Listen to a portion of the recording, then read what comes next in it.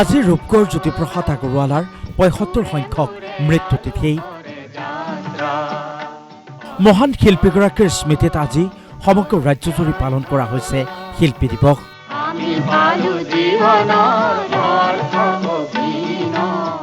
একাধাৰে গীতিকাৰ, সুৰকাৰ, কবি, নাট্যকাৰ, লেখক, চলচ্চিত্ৰ নিৰ্মাতা, পৰিচালক, প্ৰযোজক, স্বাধীনতা সংগ্ৰামী জ্যোতিপ্ৰসাদ আগৰৱালাক মৃত্যুতিথিত গীতে মাতে স্মৰণ কৰিছে ৰাজ্যবাসীয়ে।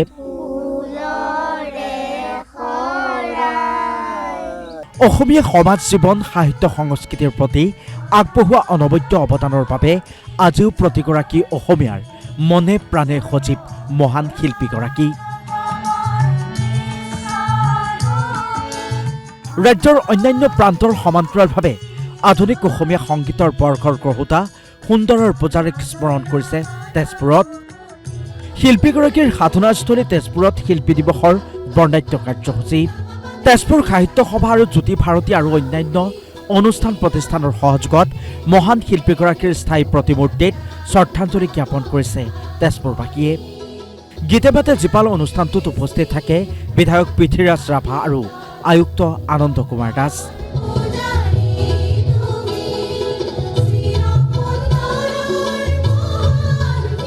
কিমান ধুনীয়া ধুনীয়া গীত আমাক উপহাৰ দি থৈ গৈছে। আৰু সেইগৰাকী ব্যক্তিয়ে 1933 চনত অসমৰ প্ৰথমখন কথাছবি জয়মতী দৃশ্যগ্ৰহণ আৰম্ভ কৰে আৰু 1935 চনত ছবিখন সম্পূৰ্ণ কৰি কলিকতাৰ ৰৌনক চিনেমা হলত লক্ষীনাথ বেজবৰুৱা ডাঙৰীয়াৰ হতুৱাই উন্মোচন কৰোৱা হয়। আৰু সেইজন ব্যক্তি, যিজন ব্যক্তিয়ে প্ৰথম অসমত তেজপুৰত জোনাকী চিনেমা হল নিৰ্মাণ কৰি উলিয়ায়। গতিকে সেইজন মানুহৰ যিটো অৱদান, সেইজন মানুহৰ যিখিনি অসমীয়া জাতিৰ প্ৰতি যিখিনি আমাক দি থৈ গৈছে, আমি কেতিয়াও পাহৰিব নোৱাৰোঁ। বাক্সাৰ বাগানপাৰাত সদৌ অসম ছাত্ৰ সন্থাৰ কেন্দ্ৰীয় শিল্পী দিৱস উদযাপন। দুদিনীয়া কাৰ্যসূচীৰে অনুষ্ঠিত হৈছে আছুৰ কেন্দ্ৰীয় শিল্পী দিৱস। মহান শিল্পীগৰাকীক বিশ্ব দৰবাৰত প্ৰতিষ্ঠা কৰিবলৈ চৰকাৰক আহ্বান জনাইছে আছুৱে। কাৰ্যসূচীৰ অংশৰূপে পুৱাই পতাকা উত্তোলন কৰে আছুৰ সভাপতি উৎপল শৰ্মাই।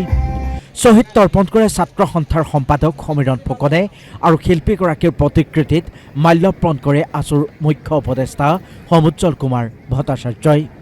৩০০০ শিল্পীয়ে জ্যোতিপ্ৰসাদ আগৰৱালাৰ গীতেৰে আদৰণি জনায় অতিথিসকলক। ৰূপকোঁৱৰ জ্যোতিপ্ৰসাদ আগৰৱালাৰ নামত এটা ৰাষ্ট্ৰীয় বঁটা প্ৰদৰ্শন কৰিব লাগে। আজিলৈকে বঁটা প্ৰদৰ্শন নকৰাত আমাৰ বেদনা আছে, আমাৰ ক্ষোভ আছে, আমাৰ খং আছে। গতিকে ৰূপকোঁৱৰ জ্যোতিপ্ৰসাদ আগৰৱালাৰ প্ৰতি আমি শ্ৰদ্ধাঞ্জলি জনাই ডবল ইঞ্জিন চৰকাৰৰ প্ৰতি আমাৰ স্পষ্ট আহ্বান আৰু দাবী, দাদা চাহেব ফাল্কে বঁটাৰ দৰে ৰূপকোঁৱৰ জ্যোতিপ্ৰসাদ আগৰৱালাৰ নামত ৰাষ্ট্ৰীয় স্তৰত এটা বঁটা প্ৰদৰ্শন কৰিব লাগে। ছাত্ৰ সন্থাৰ কেন্দ্ৰীয় শিল্পী দিৱসটি এইবাৰ আমি সদৌ বাক্সা জিলা ছাত্ৰ সন্থাৰ উদ্যোগত বাগানপাৰা আঞ্চলিক ছাত্ৰ সন্থা আৰু বাগানপাৰাবাসী ৰাইজৰ আতিথ্যত এই বাক্সা জিলাৰ বাগানপাৰা অঞ্চলত আয়োজন কৰিছোঁ আৰু ৰাইজে বুকুৰ উমেৰে সৈতে অনুষ্ঠানটো জীপাল কৰিছে। বঙাইগাঁৱতো অসমীয়া ভাষা সংস্কৃতি চহকী কৰি থৈ যোৱা মহান শিল্পীগৰাকীক স্মৰণ কৰিছে। বঙাইগাঁৱৰ ৰাখালটুপি শিল্পী দিৱস উদযাপন সমিতিৰ উদ্যোগত মহান শিল্পীগৰাকীক স্মৰণ কৰিছে। মহান শিল্পীগৰাকীৰ প্ৰতিচ্ছবিত বন্তি প্ৰজ্বলনৰ লগতে পতাকা উত্তোলন কৰে বঙাইগাঁও বিধানসভা সমষ্টিৰ বিধায়িকা দীপ্তিময় চৌধুৰীয়ে। মহান শিল্পীগৰাকীৰ গালজয়ী গীতেৰেই শিল্পীগৰাকীক স্মৰণ মহিলাসকলৰ।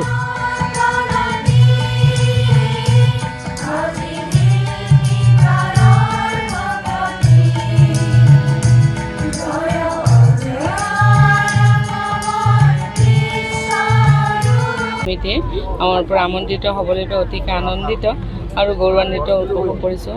আমি যিহেতু আজি শিল্পী দিৱস, আমাৰ মহান শিল্পী জ্যোতিপ্ৰসাদ আগৰৱালাক আমি এনেকৈ সকলো ৰাইজে মিলি স্মৰণ কৰিব পাইছোঁ। একেদৰে তিতাবৰতো দুদিনীয়াকৈ অনুষ্ঠিত হৈছে শিল্পী দিৱস। এজ এ ৱাইচিপিৰ নেতৃত্বত অনুষ্ঠিত শিল্পী দিৱসৰ আজি সামৰণি অনুষ্ঠান। পুৱাই পতাকা উত্তোলন কৰি শিল্পীগৰাকীক স্মৰণ কৰে উদ্যোক্তা সমিতিয়ে।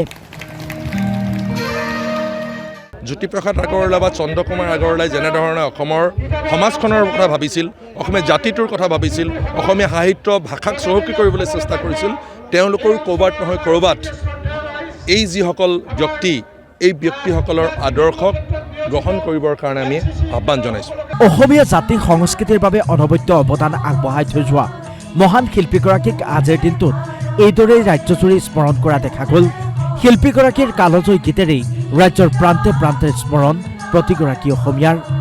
Bureau' report DY365।